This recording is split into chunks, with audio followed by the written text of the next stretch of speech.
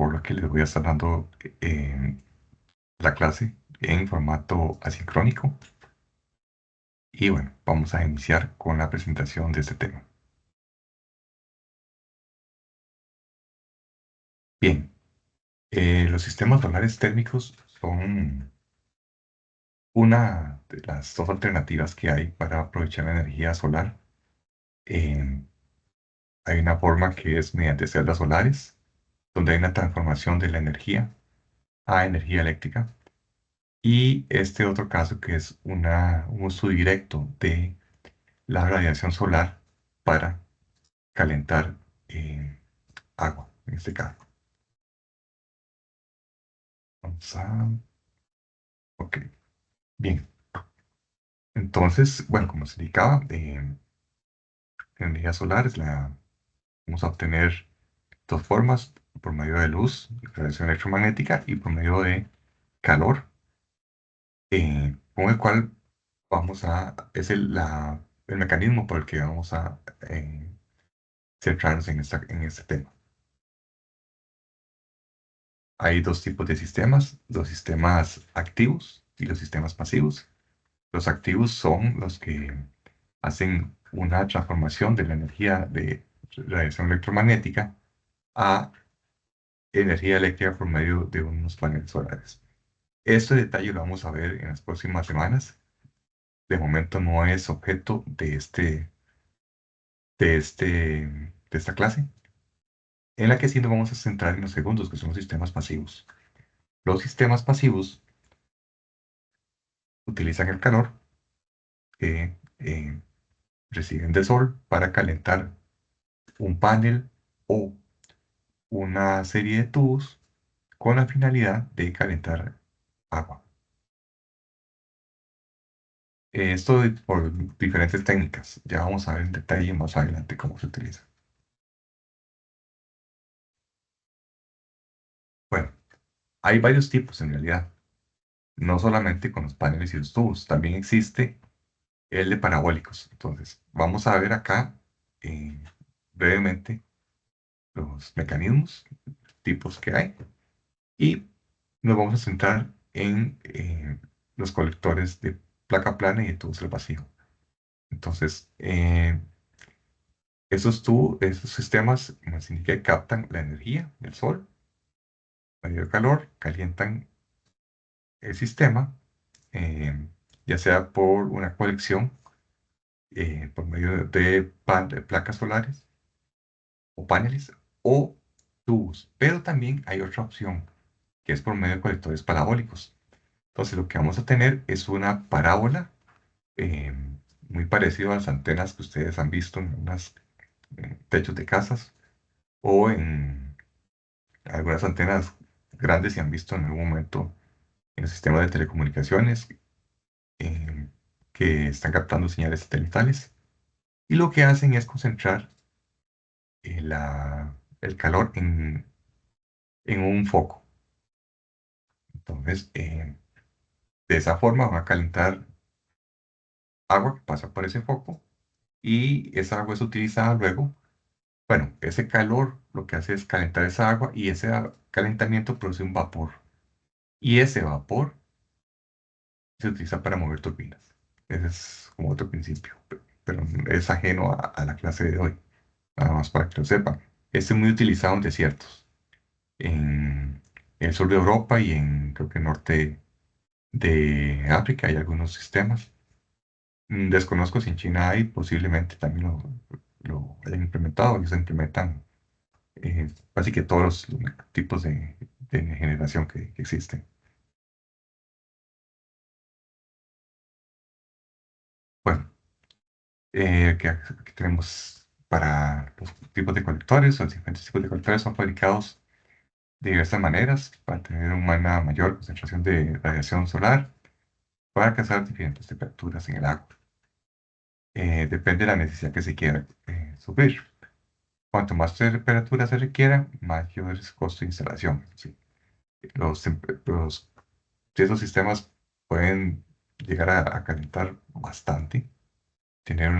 Para eso requiere un diseño y unos materiales específicos, pero eso tiene un coste. Entonces, cuando hablamos de aplicaciones residenciales, usualmente nos vamos a la versión más económica. Si vamos a utilizar aplicaciones industriales o más comerciales, si requieren más robustez, mayor capacidad, entonces, bueno, eso implica un mayor coste. Y tenemos el uso de tipo de colectores de propileno. Esos son utilizados más de forma comercial, industrial inclusive.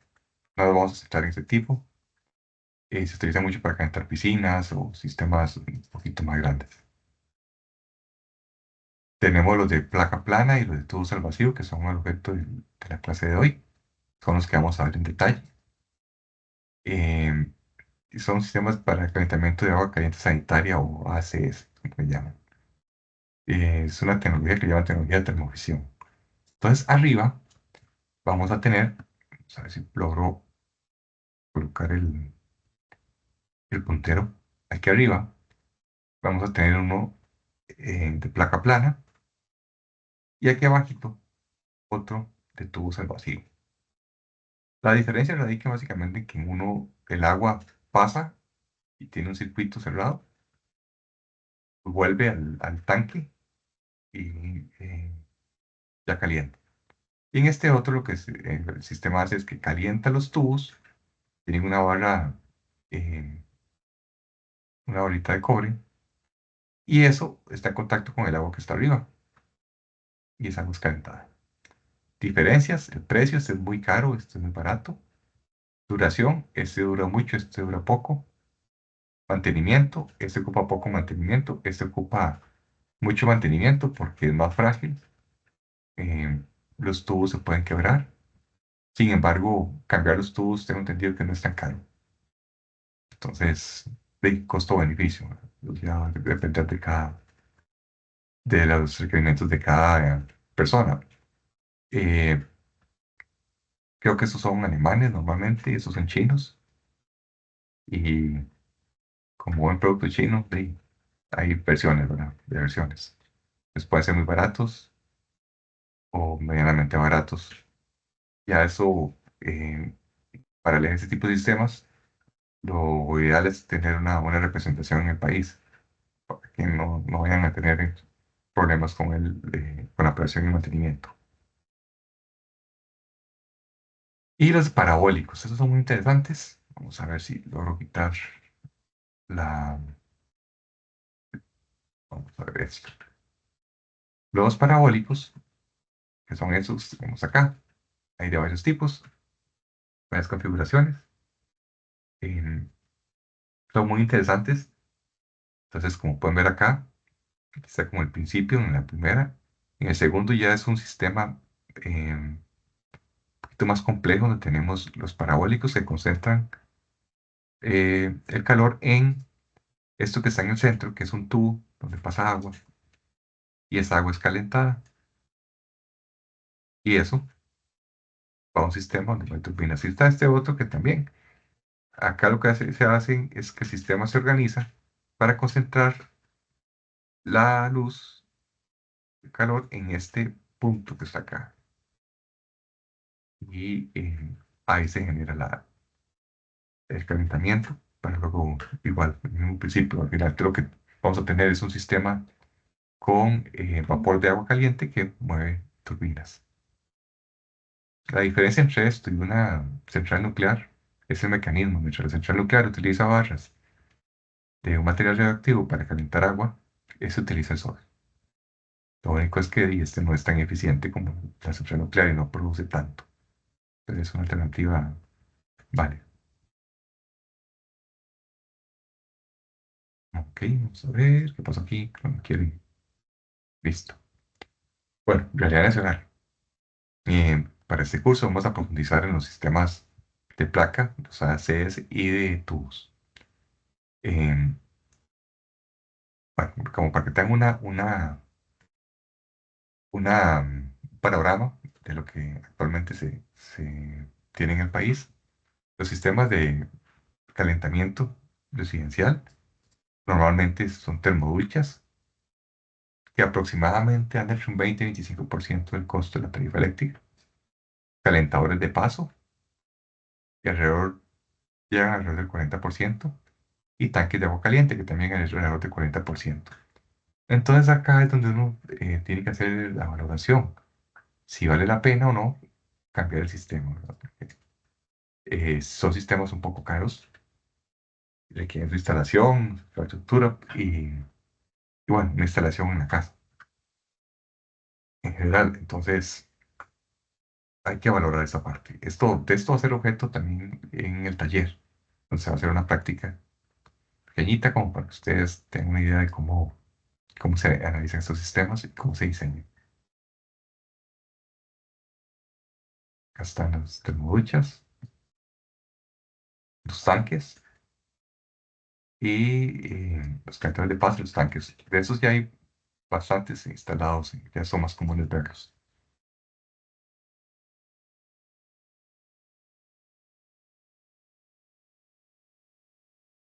Mm, vamos a ver. Ok. Dice que según el MINAE, los aparatos de mayor consumo energético que merecen atacados para mejorar la eficiencia energética son los siguientes: refrigeración residencial y comercial, em, cocinas eléctricas, iluminación, aires acondicionados, motores y calentadores eléctricos de agua. Bueno, cuando ustedes quieren hacer una especie de auditoría o consultoría sobre cómo mejorar la eficiencia energética de,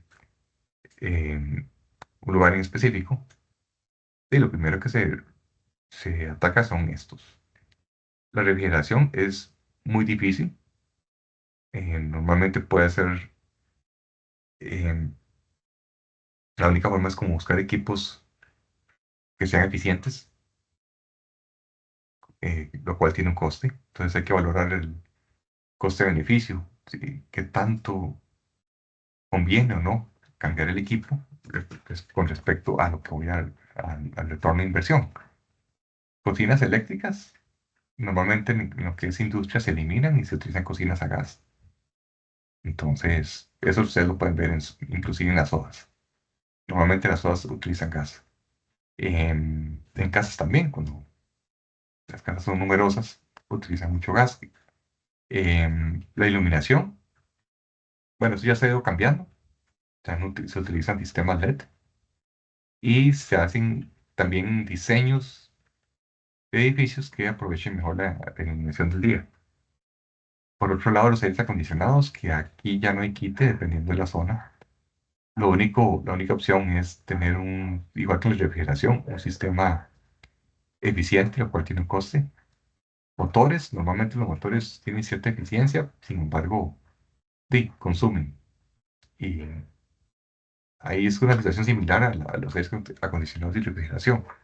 Los motores son los que son y es muy difícil cambiarlos por uno más eficiente.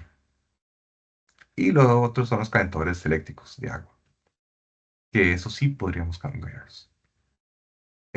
Dependiendo de todo este sistema que está acá la, y el diseño inicial del sistema, o la industria, o local comercial, como quieran llamarlo, se podría eh, combinar el tema de consumo energético con la instalación de un sistema fotovoltaico. Entonces hay sistemas que pueden tener calentadores de agua, un sistema fotovoltaico y la alimentación por parte de la red eléctrica tradicional. Y así compensan un poquito. Sin embargo, eso tiene que ser muy bien planeado para que el costo de inversión, el retorno de inversión, lo valga. Porque si me vas a decir que en 10 años voy a recuperar, me tengo que esperar de 10 a, qué sé yo, 10 a 15 años, cuando ya tengo que cambiar de nuevo los equipos, entonces, no vale como mucho la pena. Entonces, eso hay que hacer bien el cálculo y tener un retorno de inversión, ojalá menor a 5 años. Ya sabemos que si el equipo dura de 12 a 15 años, por lo menos nos va a quedar la mitad de ese tiempo, qué sé yo, de la mitad de la vida útil del equipo, vamos a tener ya retorno de inversión. Por ejemplo, si el equipo dura 10 años y en 5 años con lo que me ahorra ya lo logré pagar, me quedan 5 años más donde no tengo que pagar nada. Y ahí estoy retornando ya, recuperando lo que invertí. Esos son los análisis que hay que hacer en ese tipo de inversiones. Sí. Los calentadores que estábamos viendo anteriormente, para piscinas, bueno, no muy grandes, pueden utilizar este tipo. Aquí tenemos abajo los que son de tubos al vacío y arriba el colector de placas. Bien, ¿cómo funciona esto? En el caso de placas y de tubos de vacío, vamos a tener la siguiente configuración. Em, la idea es tener un sistema que va a tener agua, que es el que está aquí arriba, y un sistema adicional. Bueno, va a ser compuesto de básicamente tres partes. em, el tanque de agua, el sistema colector de energía y las tuberías. En este caso, la energía va a llegar a esta parte que estaba acá, que es la placa, donde se hace pasar agua, y esa agua recircula, se calienta y pasa al sifón. Sin embargo, el tubos de vacío funciona un poquito diferente, ahora lo vamos a ver. Sí, los sistemas de placa, en esos sistemas se hace circular el agua fría llega, se calienta, cuando se calienta sube y está circulando. Van a tener distintos tamaños, como se indican acá. Son los más utilizados, son muy robustos. Si les cae un pájaro, una piedra, eh, granizo fuerte, qué sé yo, ellos aguantan bastante, son muy robustos. De ahí también su costo. Hay distintas configuraciones y tamaños que eso va a depender de la aplicación que queramos. Y así su precio, entre más grande, más caro. Pero bueno, eso es lo que hay que aprender a diseñar. Y esto lo vamos a hacer en el taller, el curso laboratorio. Eh, parte del sistema de calentamiento, la placa colectora, el tanque de almacenamiento, las válvulas, distintas válvulas para regular el flujo de agua y los aislamientos de la tubería, porque eso va a estar acá muy caliente. Bueno, acá están algunos componentes, básicamente. Igual estos para que lo conozcan. Posiblemente, tal vez algunos de ustedes van a verlos en un momento. Eso va a depender de que se vayan a dedicar.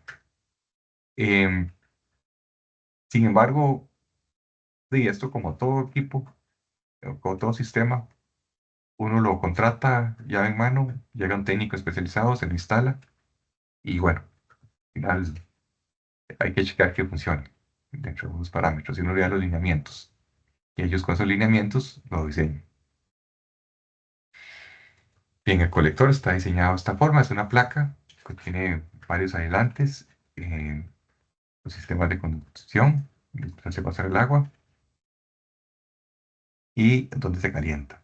Va a tener una cubierta de vidrio plástico temperado, una placa absorbedora negra. Si recuerdan sus cursos de física, ocupamos que sea negro para que absorba más energía. Entre más oscuro el sistema, más absorbe. Y si es negro, va a calentarse más. Ustedes se dan cuenta cuando se ponen una camiseta o vestido negro, salen y hay sol, van a sentir más calientes porque están recibiendo y están absorbiendo más energía.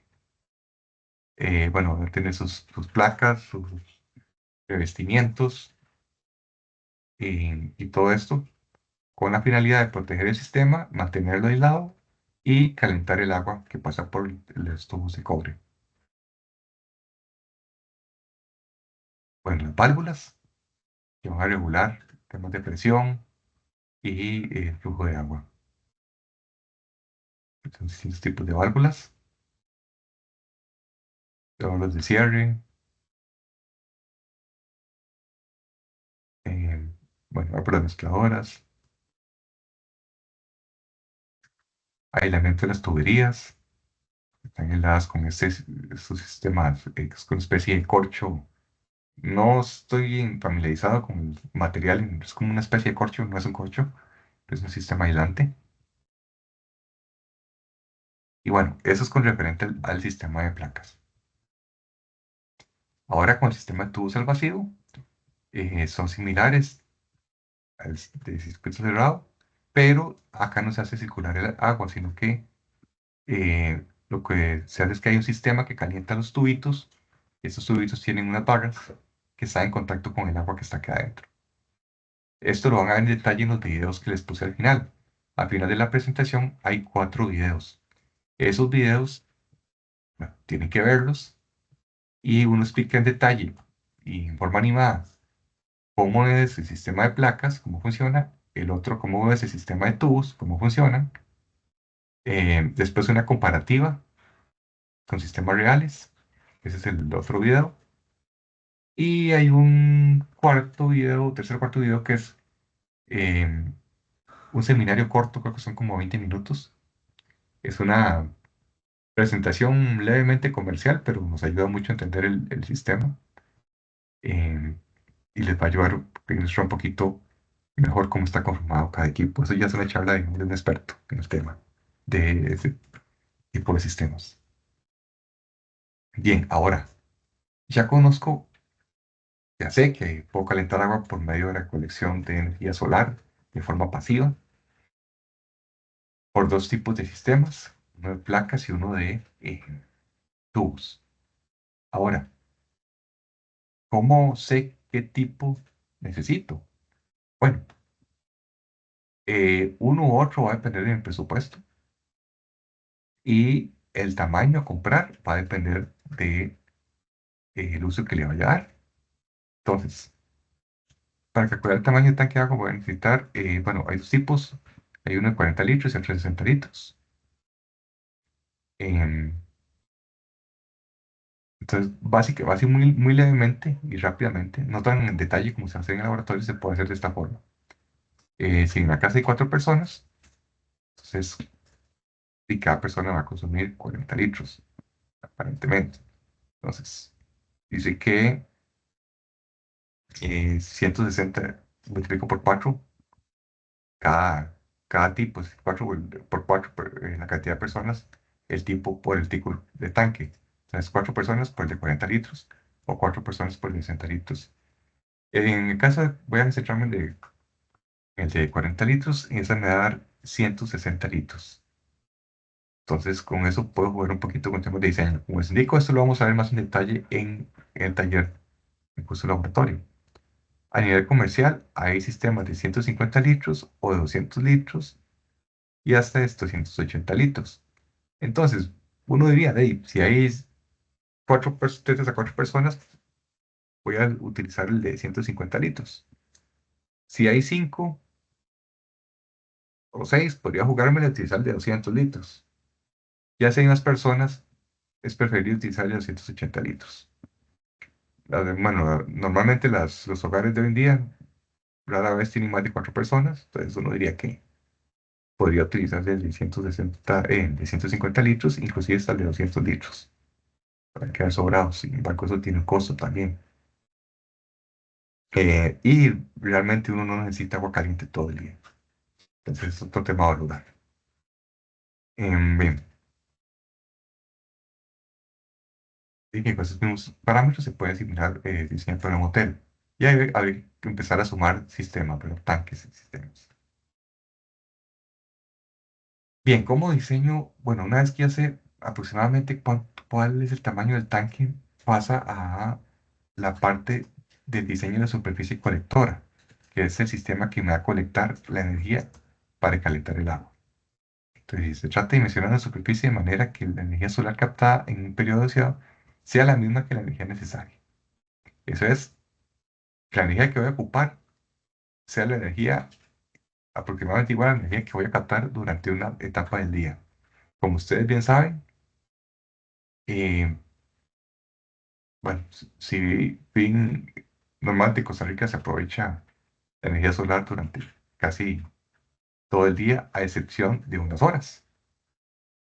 Aproximadamente 2 horas después del amanecer y 2, 3 horas antes del anochecer son las es la franja eh, donde se puede captar mejor energía. Eso es más o menos de las 9 de la mañana a las 4 de la tarde, aproximadamente. Son como la franja horaria donde hay una captación de energía que puedo utilizar para esos sistemas. Vamos a ver, acá nos dice que el agua caliente normalmente anda entre los 42 a 45 grados, pero debido a las pérdidas de tuberías, tengo que dimensionarlo de tal forma que se caliente a 60 grados. Es decir, tengo que lograr que el agua se caliente alrededor de 60 grados para que me llegue alrededor de los 40 45 grados en, en la ducha o en el sistema que quiera. No más de eso, ¿verdad? Porque la persona se puede quemar, pero lo que quiero es que esté a menos de 45 grados el agua que voy a utilizar. Para eso necesito que el sistema caliente el agua a 60 grados en el tanque. Ese excedente, que son alrededor de 15 grados, se van a perder, esa diferencia, perdón, se va a perder en las tuberías. Se llama pérdida del sistema. Eh, Vamos a ver, solamente es necesario conocer la temperatura del agua de la red. En el caso de Costa Rica no hay datos, sin embargo se puede considerar entre 15 a 27 grados, es decir, el agua, la temperatura a la que el agua llega a la casa. Ustedes van y miden la temperatura, abren el tubo si no hay ningún tanque por medio y lo que va a obtener es una temperatura entre 15 y 27 grados aproximadamente, dependiendo de la zona. En el laboratorio se va a ver esto a fondo también. Em, es recomendable realizar mediciones durante algunos días para medir exactitud. Bueno, es como si hay que hacer una especie de prueba. Em, para termosifo, ok, estamos haciendo bien. El tamaño de la superficie colectora. Vamos a ir con esto, para eso vamos a utilizar esta ecuación. Esto va a estar programado también en una hoja de cálculo que vamos a utilizar en el laboratorio, nada más para que lo conozcan. El calor que vamos a captar va a depender de esta ecuación, donde M es la masa en gramos del agua, la C es el calor específico del agua y la delta T es el cambio en temperatura que vamos a tener. Entonces, de esta forma calculamos el calor. Eh, Esa C bueno, en este caso es para el agua, pero podemos, si utilizáramos otro fluido, que no es el caso, nada más cambiamos por el calor específico de ese fluido. Como es el agua, es muy sencillo, eso está tabulado. Se obtiene de tablas. Y la temperatura, vamos a tener una temperatura inicial y una temperatura final, que es la que vamos a desear calentar.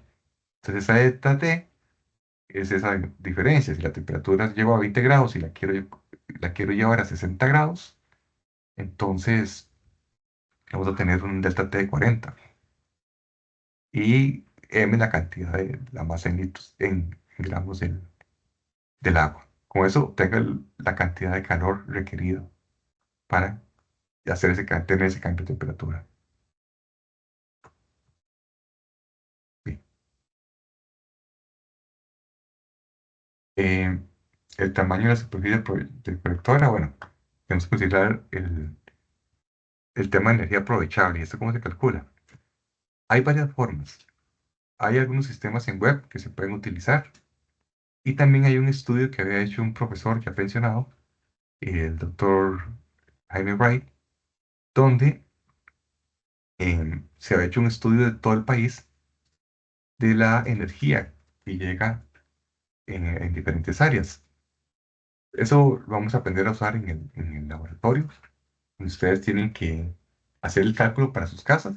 Entonces, ubican en el mapa la ubicación, dónde está su casa y hacen una comparación con los mapas que ponen en el informe, que se presentan en el informe. Entonces, para esas zonas, no es muy exacto, pero es un dato que igual funciona.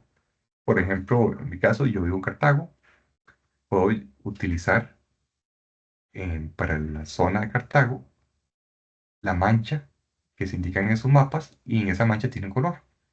Con ese color me voy a la escala de colores y anoto el valor de energía que se indica. Entonces, así es básicamente como se calcula la cantidad de energía media incidente que hay en la zona. También hay sistemas, eso se puede hacer por sistemas web. Ya creo que Google tiene bastante avanzado esto y hay algunos sistemas meteorológicos que pueden tener esta información. Entonces yo me muevo por el área y me va a indicar la cantidad de energía según la época del año. Eso también va a variar, ¿verdad? Porque una cosa es la ubicación donde ustedes van a hacer el cálculo y otra es para la época del año en que lo van a hacer. Entonces tienen que hacer el cálculo tanto en espacio como en tiempo y promediar eso para garantizarse una cantidad de agua caliente durante todo el año. Luego, eh, hay que someter ese cálculo a varios factores de corrección que son algo empíricos, pero igual eso lo vamos a ver en detalle en las hojas de cálculo. Primero, si estamos en una zona montañosa, hay que multiplicar el cálculo que vamos a hacer de energía incidente por 1,05. Si estamos en zonas sometidas a contaminación, smog, como en ciudades, multiplicar por 0,95. Si los paneles reciben sombras, hay que corregir y colocar hacer una pequeña conexión.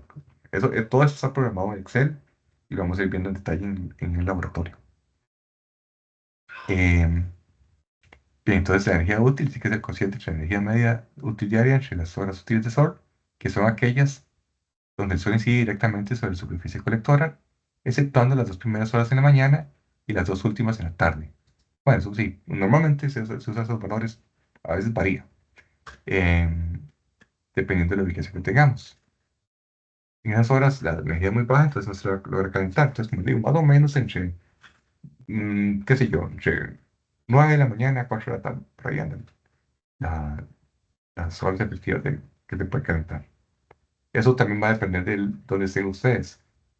Eh, qué sé yo, si están en Cartago o en la Valle eh, Central, pero la parte este, ya por ahí las 4 de la tarde ya está frío.